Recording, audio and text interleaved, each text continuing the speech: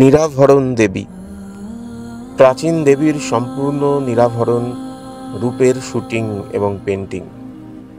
Fine art আর photography থমকে যায় একটা জায়গায়, nude study. Model Sharmistha Roychowdhury সেই পথ উন্মুক্ত করেছে সেখানেই।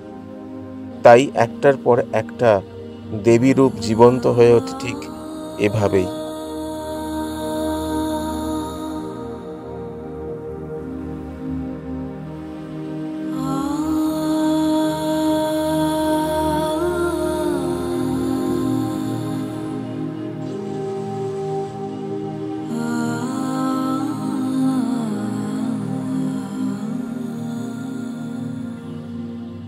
যার সঙ্গে আমি দাঁড়িয়ে রয়েছি, যে দেবী প্রতিমার সঙ্গে আমি দাঁড়িয়ে রয়েছি, তাকে দেখে আপনারা নিশ্চয়ই চিনতে পারছেন না। যদি পরিচয় করিয়ে দিই তাহলে কি ভুরু কোচকাবেন? রেডি হয়ে নিন। আসলে শর্মিষ্ঠা বিখ্যাত প্রচারের আলোয় এসেছে তার নিরাভরণ ফাইন আর্টের জন্য, মানে নিরাভরণ মডেলিং। সেটার জন্যই পুরস্কার তিরস্কার দুটোই। তার আগে জেনে নিই, শর্মিষ্ঠা হঠাৎ একেবারে মুকুট পরে দেবী সাজ, এটা মানুষজন আবার কি ভাবে নেবেন? ট্রোল করবেন নাকি? ওই যেরকম বললাম পুরস্কার তিরস্কার, কোনটার জন্য রেডি?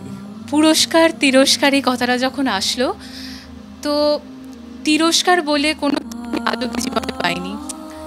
ট্রোল তো প্রচুর হয়। একেবারেই নয়, মানে আমার ক্ষেত্রে ট্রোলিং একেবারে নয়। খুব ভালো কথা। তাহলে মানে সারা ফেসবুক থেকে শুরু করে যত সোশ্যাল মিডিয়া পোস্ট, সব জায়গায় দেখলেই দেখতে পাবেন যে কোথাও কোনো ট্রোলিং তো দূরের কথা, প্রত্যেকে আমাদের যে কন্টেন্ট সেগুলো নিয়ে পোস্ট করে। কারণ আমাদের যে কন্টেন্ট সেটা নুডিটি বা ভালগারিটি নয়, সেটা সমাজকে একটা শুভ বার্তা দেওয়া এবং তার একটা শিক্ষাগত বেস থাকে। শুভ বুদ্ধি, শুভ চিন্তা, ফাইন টেস্ট জাগানো যায়, প্রয়াস করতে ক্ষতি নেই। অর্থাৎ মানে আমাদের বেঙ্গল ক্রিয়েটিভ ক্লাব, এখানে প্রত্যেক শিল্পী তারা আমার দাদার মতো। তো আমরা প্রত্যেকে মিলে, মানে এখানে শুধুমাত্র পশ্চিমবঙ্গের শিল্পী এরকমটা নয়, সারা ভারতবর্ষের শিল্পীরাই রয়েছেন।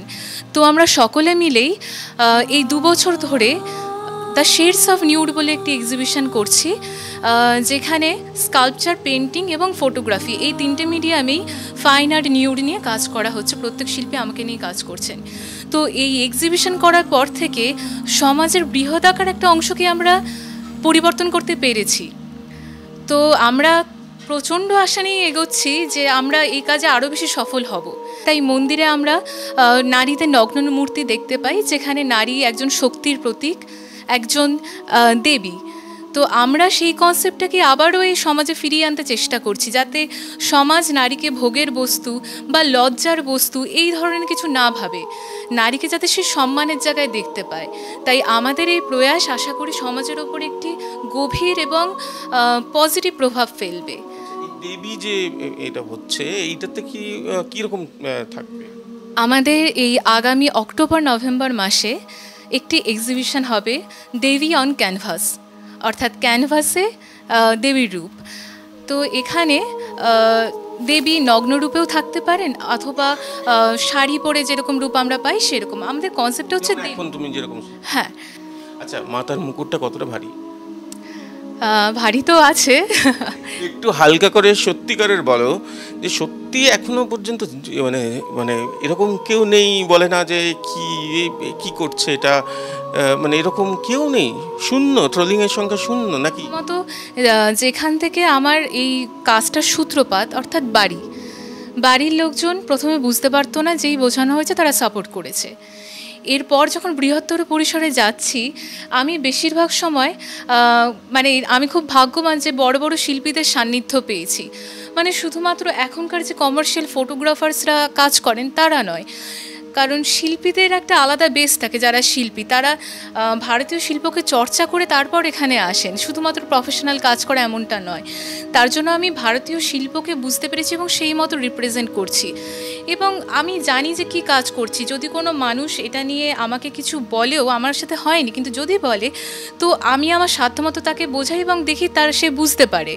আমরা যে এই দেবীর ওপর কাজ করছি, বা আমাদের আগের যে এক্সিবিশন নিরাবরণ ব্যাপার নিয়ে, তো সেখানে সপ্তাহে যদি আধ্যাত্মিকতা থাকে, সেখানে যদি শিক্ষাগত দিক থাকে, তাহলে সেখানে একদম, তাহলে প্রত্যেক মানুষ যারা আসছেন তার থেকে একটা শিক্ষা অর্জন করছেন। তারা শুধুমাত্র একজন নিউড মেয়েকে দেখতে আসছেন না, তারা শিল্প দেখতে আসছেন। দেবী দেবী দেবী শর্মিষ্ঠা তার ত্রিনয়ন দিয়ে কি দেখতে পাচ্ছে যে তো ওর মতো করে বললো, কিন্তু যদি সত্যি এরকম হয় যে সেটাই তো বোধহয় ফাইন আর্ট বা শিল্পের লক্ষ্য। আমি একটা নোট স্টাডি করছি, সেটাকে আমি রিপ্রেজেন্ট করব, দর্শক সেটাকে কিভাবে নেবে। একটা শিল্পীদের মনে সারাক্ষণ একটা ভয়ের যে কাজ করে, সেই সেই ব্যাপারটা যেন বিলীন হতে চলেছে। এটা একটা বিশাল বড় পাওনা আমাদের শর্মিষ্ঠার থেকে। 12,000 বছর আগে দেবী মূর্তি পাওয়া গেছে, তিনিও নিরাভরণ ছিলেন। আমাদের যে দেবী দুর্গার যে মূর্তি পাওয়া গেছে বিন্ধ্য পর্বতে, তিনিও নিরাভরণ ছিলেন। এবং দুর্গার যে অরিজিন সেটা তো 8 হাতের দুর্গা, সে নুডি ছিলেন গুহা চিত্রগুলো। আমরা এখন যে বিভিন্ন মাইথোলজিক্যাল বই থেকে যেগুলো পাচ্ছি সেগুলো এখনকার রূপ। সেখানে রাজা রবিবর্মার বিরাট অবদান রয়েছে আমাদের এই দেবীর রূপ কল্পনাতে।